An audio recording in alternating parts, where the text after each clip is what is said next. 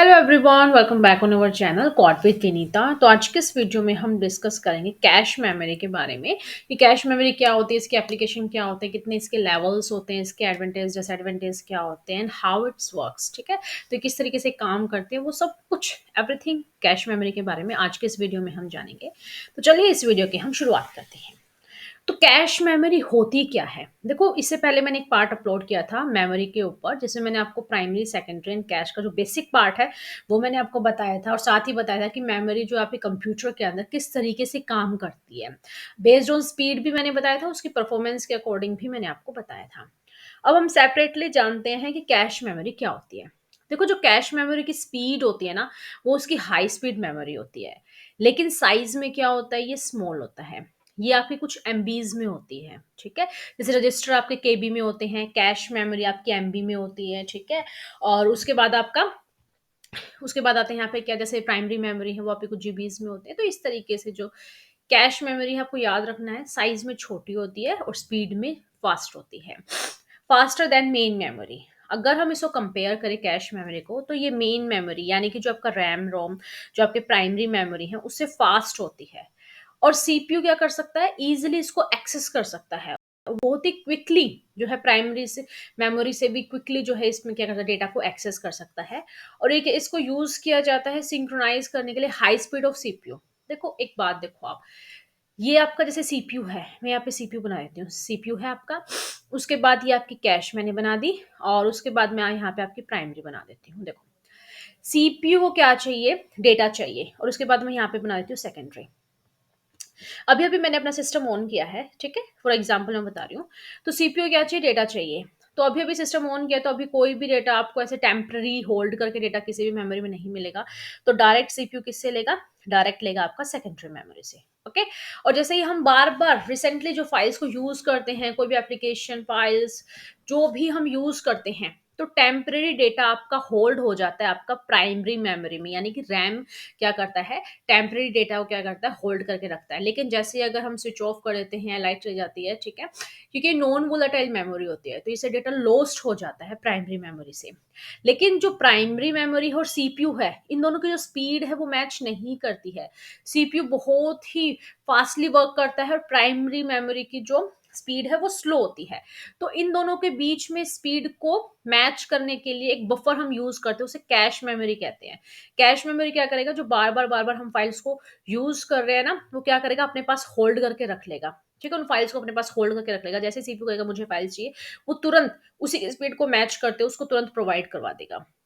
I think अभी आपको समझ में आया होगा। तो कैश मेमोरी क्या होती है, आपकी हाई स्पीड होती है, साइज में स्मॉल होती है, क्योंकि कॉस्टली ज्यादा होती है। अगर हम बहुत सारी कैश लगा देंगे ना, तो आपका जो सिस्टम का रेट है वो बहुत हाई हो जाएगा। इसलिए हम ज्यादा कैश या ज्यादा रजिस्टर उसमें नहीं लगा सकते हैं।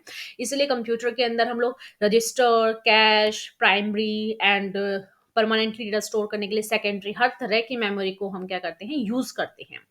ठीक है, और ये आपकी क्विकली एक्सेस कर सकते हो, और ये आपकी नॉन वोलाटाइल होती है। दैट मीन अगर आप उसको सिस्टम को ऑफ कर देते हैं, तो कैश मेमोरी से भी डेटा रिमूव हो जाता है। ठीक है, तो ये नॉन वोलाटाइल होता है, स्पीड में फास्ट होती है, थोड़ी सी कॉस्टली होती है, लेकिन साइज में स्मॉल होती है, हाई स्पीड होती है। आई थिंक अब इतना आपको समझ में आ गया होगा कि एक्चुअली कैश कैसे काम करती है। सबसे पहले होता है आपका माइक्रो प्रोसेसर आपका। ठीक है, सीपीयू कनेक्ट करेगा माइक्रो प्रोसेसर, देन उसके बाद कनेक्ट करेगा कैश मेमोरी से, उसको डेटा चाहिए, उसके बाद मेन मेमोरी आती है, और उसके बाद आपके सेकेंडरी स्टोरेज डिवाइसेस आते हैं। अब जो कैश मेमोरी है उसको सिर्फ और सिर्फ कौन एक्सेस कर सकता है, सीपीयू। ठीक है, कैश मेमोरी को ओनली एक्सेस कर सकता है CPU, and it can be reserve part होता है आपका मेन मेमोरी और storage device outside the CPU. ठीक है, अगर आपको रिजर्व करना है किसी भी डेटा को, तो आप स्टोरेज डिवाइसेस में उसको रिजर्व कर सकते हैं। ये होल्ड करता है डेटा को, प्रोग्राम को फ्रिक्वेंटली, यानी बार बार जो हम यूज कर रहे हैं ना, सीपीयू से यूज कर रहा है बार बार, उस डेटा को टेम्पररी होल्ड करके रखती है। ठीक है, ताकि इंस्टेंटली जब भी जरूरत पड़े सीपीयू को, जब भी, तो उसको वो अवेलेबल करवा सके, जब भी सीपीयू को डेटा की नीड होती है। अगर हम देखें तो सीपीयू क्या करता है, सीपीयू को जो भी डेटा या इंस्ट्रक्शन की जरूरत होती है तो वो कैश मेमोरी से लेता है। It does not need to access the primary memory, तो उसे प्राइमरी मेमोरी से डेटा लेने की जरूरत नहीं होती। और ये बफर की तरह काम करती है, किस किस के बीच में बफर की तरह काम करती है, रैम यानी कि प्राइमरी मेमोरी एंड सीपीयू के बीच में स्पीड अप मेंटेन करने का काम करती है। अब आते हैं कुछ विशेषताएं, बहुत सारी मैंने स्टार्टिंग में ही बता दी, वो सारी की सारी आप लिख सकते हो। होता क्या है, एग्जाम्स में चार ऑप्शन दे दिए जाते हैं, उनसे पूछ लिया जाता है कि इनमें से कौन-सा कैश मेमोरी की जो पार्ट है नहीं है, उनकी विशेषता नहीं है ना? तो इसके लिए सारे के सारे आपको पता होने चाहिए, या फिर आप स्कूल गोइंग स्टूडेंट हो, तो ये सारे के सारे आप अपने क्वेश्चंस के अंदर ऐसे आंसर लिख सकते हो। कैश मेमोरी क्या होते हैं? एक्सट्रीम फास्ट होती है और बफर की तरह काम करती है रैम और सीपीयू में। एंड सेकेंडली, ये आपके जो है फ्रीक्वेंटली डेटा को होल्ड करती है, जो भी सीपीयू रिक्वेस्ट कर रहा है डेटा एंड इंस्ट्रक्शन को, ताकि इमीडिएटली यानी कि तुरंत उसको क्या कर सके, जब भी सीपीयू को जरूरत है उसको प्रोवाइड करवा सके। देन जो कैश मेमोरी थोड़ी सी महंगी होती है, कॉस्टलियर होती है, यानी महंगी होती है किस किस से आपका, चाहे वो प्राइमरी मेमोरी से कंपेयर करो या आप किससे करो, सेकेंडरी मेमोरी से कंपेयर करो। एंड कैश मेमोरी यूज किस लिए की जाती है? स्पीड अप करने के लिए, सिंक्रोनाइज, यानी कि जो स्पीड है सीपीयू के साथ, सीपीयू हाई स्पीड है, हाई स्पीडली वर्क करता है, तो उसके साथ डेटा को सिंक्रोनाइज करने के लिए जो कैश मेमोरी को यूज किया जाता है। देन देखो यहाँ पे आपका सीपीयू है, ठीक है, ये आपका सीपीयू है और यहाँ पे आपकी प्राइमरी मेमोरी है, तो इससे इस तरीके से जो बीच में आती है आपकी cache memory as a buffer, और यहाँ पे आपका सेकेंडरी है, ठीक है। तो देखो इसमें क्या है, सेकेंडरी से हम क्या कर सकते हैं, जैसे हमें कोई डेटा लाइफ टाइम के लिए सेव करना है, तो हम सेकेंडरी के अंदर सेव करके रखते हैं। फॉर एग्जाम्पल आपका पेन ड्राइव है, हार्ड डिस्क है, सीडी है, इस तरीके से डिवाइसेस होते हैं। प्राइमरी मेमोरी में आपके रैम और रोम होते हैं। तो ये क्या करेगा, इसको डेटा चाहिए, तो प्राइम पहले तो जैसे हमने लगा लो कि अभी भी सिस्टम ऑन ही किया है, तो अभी इसमें कुछ ऐसा वर्क नहीं हो रहा, तो सीपीयू किससे डायरेक्ट एक्सेस करेगा, सेकेंडरी से, ठीक है। तो उसके बाद में टेम्पररी होल्ड कौन कर लेगा, प्राइमरी। देन टेम्पररी कौन होल्ड कर लेगा, कैश, जो बार बार फ्रीक्वेंटली हम यूज कर रहे हैं। देन सीपीयू को वो डेटा चाहिए, तो वो तुरंत कैश उसको प्रोवाइड करवा देगी, हाँ ये वाला डेटा मेरे पास है, तो इस तरीके से फास्टली वर्क करते हैं, ठीक है। चार लेवल्स होते हैं आपके मेमोरी के, L1, L2, L3 and L4। L1 में आपके रजिस्टर आते हैं, L2 में कैश मेमोरी, L3 में मेन मेमोरी एंड L4 में आपका सेकेंडरी मेमोरी आता है। अब L1 में रजिस्टर्स में क्या होता है, आपको पता है कि रजिस्टर्स में जो है ये भी एक मेमोरी का टाइप होता है, जो डेटा को स्टोर करता है, एक्सेप्ट करता है, इमीडिएटली उसको क्या करता है, सीपीयू को प्रोवाइड करवाता है। कैश मेमोरी से भी फास्ट होते हैं आपके रजिस्टर, ठीक है। और ये इसमें कौन कौन से रजिस्टर होते हैं, लाइक आपका एक्यूमुलेटर है, पीसी जिसे हम प्रोग्राम काउंटर कहते हैं, देन एड्रेस रजिस्टर होता है, ठीक है। इस तरीके से आपके रजिस्टर्स होते हैं। L2 में कैश मेमोरी होता है, जो मैंने अभी आपको बताई थी। L3 में मेन मेमोरी होता है, जिसे हम रैम या प्राइमरी मेमोरी भी कहते हैं। ये भी आपका जो अभी करंटली आप सिस्टम में काम कर रहे हो ना, वो आपका रैम के अंदर यानी कि प्राइमरी मेमोरी के अंदर डेटा होल्ड हो जाता है टेम्पररी। ये साइज में स्मॉल होते हैं, लेकिन जब भी आपकी पावर ऑफ चली जाएगी तो डेटा भी आपका नहीं रहेगा।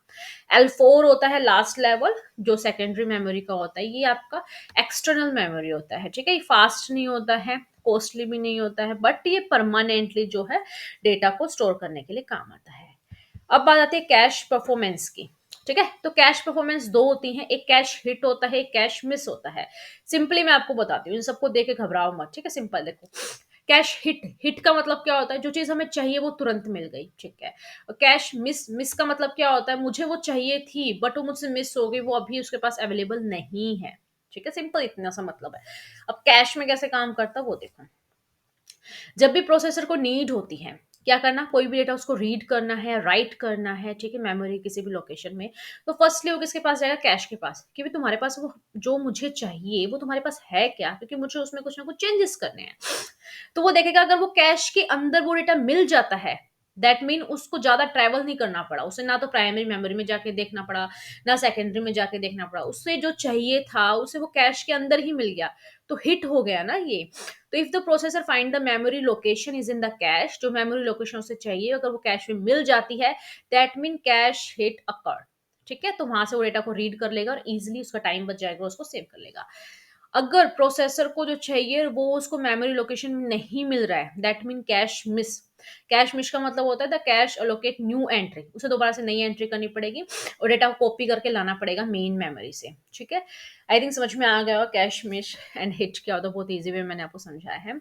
And the performance of the cache memory, जो कैश मेमोरी की परफॉर्मेंस होती है, जो बार बार फ्रीक्वेंटली डेटा को यूज करते हैं, उसे हम कैश हिट ही कहते हैं, हिट रेशो। अब हिट रेशो की बात आती है, दो तरीके से आप हिट रेशो निकाल सकते हो। एक तो हिट रेशो होता है, एक मिस रेशो होता है। सबसे पहले कितने हिट हुए, यानी कितना डेटा आपको चाहिए था, नंबर्स में जो आपका हिट हुआ वो लिखो यहाँ पे, फिर डिवाइड कर दो कितने हिट हुए प्लस कितने मिस हुए, ठीक है। और फिर इन दोनों को डिवाइड, हिट प्लस मिस करने के बाद और हिट अपॉन में इसके डेटा को डिवाइड करने के बाद यहाँ पे इक्वल में आएगा number of hit divide by total access, ठीक है, कितने नंबर हिट हुए तो और कितना आपने टोटल एक्सेस किया था। सेम ही है इसमें, बस इक्वल करके क्या हो जाएगा, 1 माइनस हिट रेशियो हो जाएगा, सिंपल सा फॉर्मूला है, ठीक है। अब आता है कैश को हम कितने तरीके से मैप कर सकते हैं कि वो डेटा मैच हो रहा है या नहीं हो रहा, जो भी हम एड्रेस के जरिए उसको यूज करते हैं। तो ये थोड़ा वाइड हो जाएगा, इसलिए मैंने सिंपली यहाँ पे उनके सिर्फ नेम मेंशन किए हैं। इनके ऊपर सेपरेट वीडियो मुझे बनानी पड़ेगी कि कैश मैपिंग, डायरेक्ट में मैपिंग किस तरीके से करते हैं, तो इन तीनों के लिए 3 सेपरेट वीडियो बनेंगे, ठीक है। अभी सिर्फ इतना ही जानते हैं कैश को हम किस तरीके से मैप कर सकते हैं। एक आपका डायरेक्ट मैपिंग होता है, एक एसोसिएटिव होता है, एक सेट एसोसिएटिव होता है, सिर्फ इतना ही याद रखना, ठीक है। और फर्दर जो नेक्स्ट वीडियो होंगी उसमें हम ये जानेंगे कैश मैपिंग को। अब आते हैं इसे कुछ विशेषताएं और कुछ, अब वो पता है किस चीज़ की विशेषता है, उसके डिसएडवांटेज भी होंगे। सबसे पहले एडवांटेज वही है जो मेन कैरेक्टरिस्टिक के अंदर थे। फर्स्टली आपको पता है, ये तो बिल्कुल टिप्स पे याद हो गया कि फास्टर है आपका, ठीक है। और किससे कंपेयर में, चाहे वो किसी से भी कंपेयर कर लो, मेन से कर लो चाहे सेकेंडरी से कर लो, ओके। एंड प्रोग्राम स्टोर करते हैं कैश मेमोरी में, तो ये बहुत कम टाइम लेता है, तुरंत जो है फ्रीक्वेंटली डेटा को सीपीयू को प्रोवाइड करवा देता है। एंड जो डेटा एक्सेस टाइम है कैश मेमोरी में वो भी बहुत कम लगता है अगर मेन मेमोरी से कंपेयर करें तो। एंड कैश मेमोरी स्टोर करता है डेटा इंस्ट्रक्शन को रेगुलरली जो सीपीयू से यूज करता है, ठीक है, ताकि सीपीयू की परफॉर्मेंस बरकरार रहे। डिसएडवांटेज भी आपको पता है कि ये कॉस्टली होता है आपका, है ना, और डेटा को कॉस्टली होता है, डेटा को टेम्पररी सेव करता है, और जब टर्न ऑफ हो जाएगा सिस्टम की, टेम्पररी कर रहा है ना, तो वो लॉस भी, मतलब वो चला जाता है, डेस्ट्रॉय हो जाता है। और जो हाई कॉस्ट होती है कैश मेमोरी की, तो उससे क्या होता है, आपका कंप्यूटर सिस्टम का जो है प्राइस भी इंक्रीज होता है। अब हम देखते हैं कि कैश मेमोरी सीपीयू में किस तरीके से काम करते हैं, जो बेसिकली मैं आपको बता चुकी हूँ, सिर्फ लिखा हुआ है, ठीक है, ताकि अगर आप अपने स्कूल के किसी भी एग्जाम में या कॉलेज के किसी एग्जाम में आप लिख रहे हो, तो कुछ इस तरीके से आप अपने कैश मेमोरी के इक्वेशन को प्रेजेंट कर सकते हो। सिंपल आप पढ़ोगे तो भी समझ में आ जाएगा, क्योंकि मैं आपको दो से तीन बार बता चुकी हूँ, फिर भी देखते हैं चलो। जब भी सीपीयू को डेटा की ज़रूरत है, तो सबसे पहले वो जाएगा L1 यानी कैश के पास। अगर उसके पास नहीं मिलता है तो वो जाएगा L2 कैश के पास। उसको वहाँ भी नहीं मिलता है, लेवल 2 के अंदर भी डेटा नहीं मिलता है, तो L3 यानी लेवल 3 जो प्राइमरी मेमोरी है उसके पास जाएगा। अगर वहाँ मिल जाता है तो कैश हिट हो जाएगा। अगर वहाँ भी डेटा नहीं मिल जाता तो नहीं मिलता तो कैश मिस हो जाएगा। अगर डेटा अवेलेबल नहीं है कैश मेमोरी के अंदर, तो किसके अंदर जाके देखेगा, प्राइमरी मेमोरी यानी कि रैम के अंदर जाके देखेगा। अगर रैम के अंदर भी डेटा नहीं है तो वो हार्ड डिस्क ड्राइव यानी कि सेकेंडरी स्टोरेज डिवाइस में जाके देखेगा।